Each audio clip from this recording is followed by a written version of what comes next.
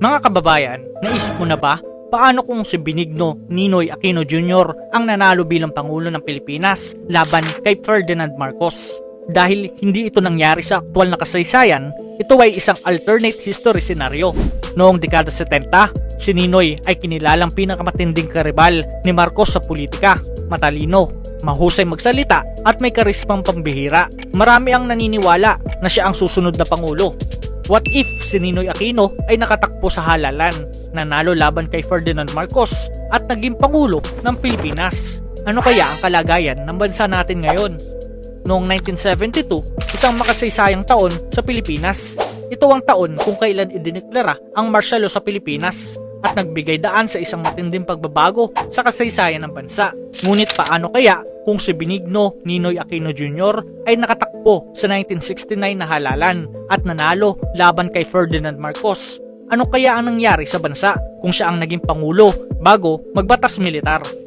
Kung si Ninoy ay naging Pangulo noong 1970s, sigurado na magkakaisa ang bansa sa isang pamahalaan na nakatuon sa demokrasya, karapatang pantao at isang malayang press. Wala sanang martial law na nagdulot ng malupit na paghihirap ng mga Filipino. Malaking pagbabago ang magaganap sa politika at pamahalaan. Ang mga reforma sa agrikultura at edukasyon ay mga naging prioridad. Posibleng mas pinansin ang pangangailangan ng mga magsasaka at mas malawak ang oportunidad para sa mga kabataan na makapag-aral.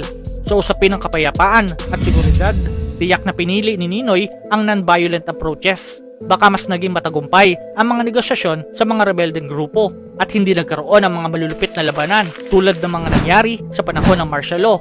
Sa larangan ng foreign policy, si Ninoy na may magandang relasyon sa mga international na leader ay marahil ay nagtutulungan upang mapanatili ang soberanya ng Pilipinas laban sa mga banyagang interbensyon. At syempre, si Ninoy ay kilala sa kanyang matinding laban sa mga human rights violations. Hindi niya hahayaan na may mangyari mga paglabag na nararanasan ng mga Pilipino sa ilalim ng martial law. Sa usapin ng ekonomiya, baka mas pinalakas ang agrikultura, mas pinansin ang mga industriya sa mga probinsya, at mas naging progresibo ang mga patakaran para sa mga manggagawa. Baka napabilis ang industrialisasyon at modernization ng bansa. Kung naging Pangulo ng bansa si Ninoy Aquino, tiyak na binigyan niya ang bansa ng bagong pag-asa. Isang pamahalaang nakasentro sa demokrasya, hustisya at pag-unlad.